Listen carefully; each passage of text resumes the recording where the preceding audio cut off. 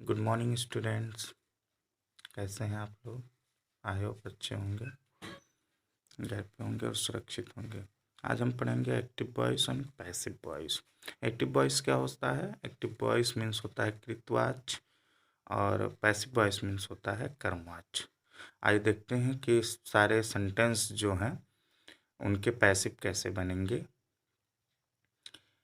Tense में केवल 8 tense का पैसिव बनता है, प्रेजेंट इंडेफिनिट से फ्यूचर परफेक्ट तक। सबसे पहले सब्जेक्ट को ऑब्जेक्ट से बदल लेते हैं। सबसे पहले सब्जेक्ट को ऑब्जेक्ट से बदल लेते हैं। प्रत्येक पैसिव में वर्ब की थर्ड फॉर्म का प्रयोग करते हैं, ये याद रखना है। प्रत्येक पैसिव वाक्य में वर्ब की थर्ड फॉर्म का ही प्रयोग करना है। और एक चीज़ और, अगर आप लोग ट्रांसलेशन में वीक हैं, टेंस नहीं जानते हैं, सहायक क्रिया आपको नहीं पता है, तो आपको बहुत दिक्कत होने वाली है। सबसे पहले आप सबकी सहायक क्रिया और लगभग हर वर्ब की थर्ड फॉर्म जानने की कोशिश करें। आइए आगे देखते हैं। यदि सब्जेक्ट प्रोनाउन में है तो निम्नलिखित रूप में उसको ऑब्जेक्ट के रूप में बदलेंगे। यानी सब्जेक्ट को ऑब्जेक्ट से बदलना है, ऑब्जेक्ट को सब्जेक्ट से बदलना है, तो कैसे बदलेंगे अगर वो प्रोनाउन में हो? तो इसके केस को देख लेते हैं। केस कई होते हैं, लेकिन हमको यहाँ पर 2 ही केस की ज़रूरत है। वैसे हमने यहाँ 3 लिख दिया है: सब्जेक्टिव केस, ऑब्जेक्टिव केस और पॉजेसिव केस। आई का ऑब्जेक्टिव केस होता है मी। बी का ऑब्जेक्टिव केस होता है अस। यानी पैसिव बनाते समय हम आई को मी लिखेंगे पैसिव सेंटेंस में। एक्टिव वॉइस में आई रहेगा और पैसिव में मी हो जाएगा। यू का यू, दे का देम, सी का हर, ही का हिम, इट का इट। यानी सारे ऑब्जेक्टिव केस सब्जेक्टिव केस को ऑब्जेक्टिव केस में और ऑब्जेक्टिव केस को सब्जेक्टिव केस में बदलेंगे। आइए स्ट्रक्चर देख लेते हैं। ये प्रेजेंट इंडेफिनिट से लेकर के फ्यूचर परफेक्ट तक है। Present perfect continuous, past perfect continuous, future continuous और फ्यूचर परफेक्ट कंटीन्यूअस की पैसिव नहीं बनती है। तो कैसे हमको लिखना है? अगर प्रेजेंट इंडेफिनिट है तो वर्ब की फर्स्ट फॉर्म या वर्ब की फर्स्ट फॉर्म में यस या यस लगा के आपको सेंटेंस मिलेगा। तो पैसिव बनाते समय हमें वर्ब से पहले इज एम आर लगाना है और वर्ब की थर्ड फॉर्म कर देनी है।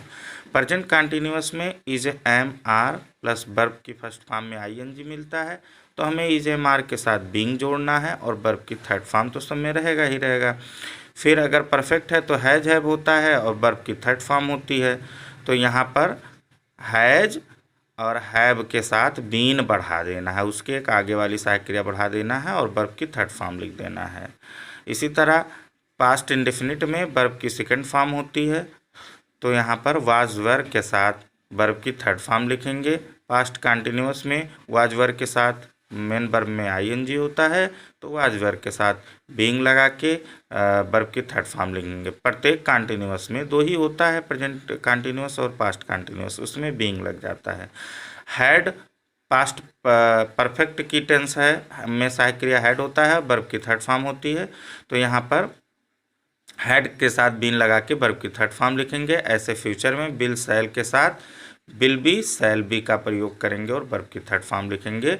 और परफेक्ट में बिल सैल के साथ जो है बिल, यहाँ सॉरी हैव होना चाहिए, बिल सैल हैव और वर्ब की थर्ड फॉर्म, तो बिल सैल के साथ हैव बीन लगा के वर्ब की थर्ड फॉर्म लगाएंगे।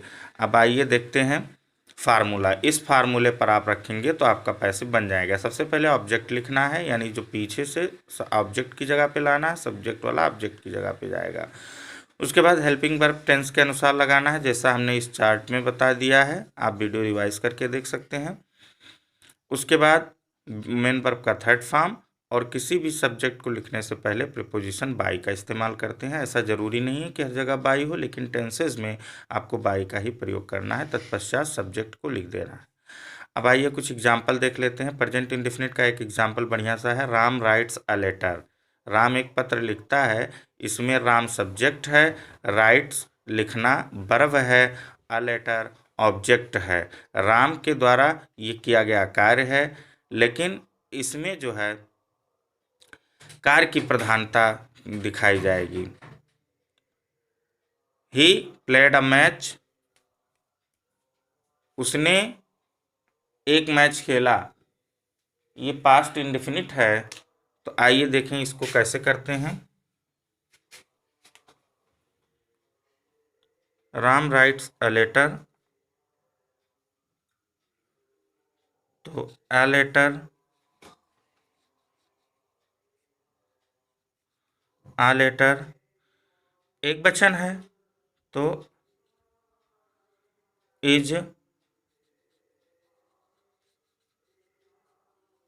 रिटन, मेन वर्ब का थर्ड फॉर्म हो गया, बाय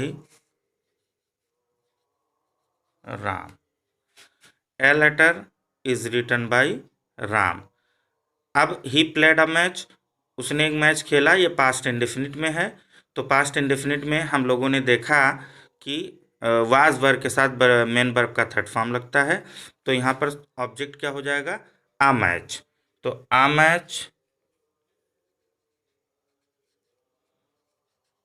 वाज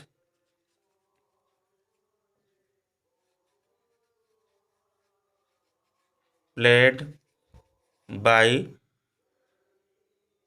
ही का ऑब्जेक्टिव केस क्या हो जाएगा, हिम। वेरी गुड, आप लोगों को बहुत कुछ पहले से ही पता है।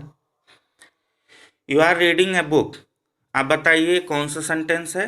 You are reading a book, तुम एक किताब पढ़ रहे हो। जी हाँ, प्रेजेंट कंटिन्यूअस, इसके साथ इज एम आर के साथ बीइंग लगाएंगे तो a book,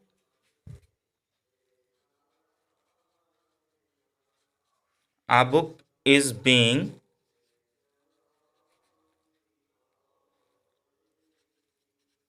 read by you. You का ऑब्जेक्टिव केस यू होता है। She has done work, she has done work, वह पत्र लिख चुकी है।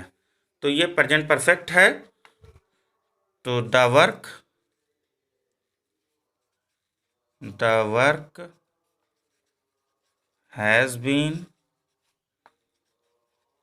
Done by her. सी का ऑब्जेक्टिव केस हर।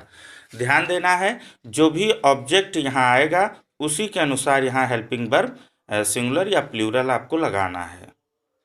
तो आई होप आपको अच्छे से समझ में आ गया होगा। कुछ एग्जाम्पल बता रहे हैं ताकि वीडियो बड़ी ना बनने पाए, और आप लोग इस चार्ट के अनुसार कौन से टेंस में कौन सी सहायक क्रिया कब लगानी है देख करके अच्छे से रिवाइज करके सीख सकते हैं। Thank you.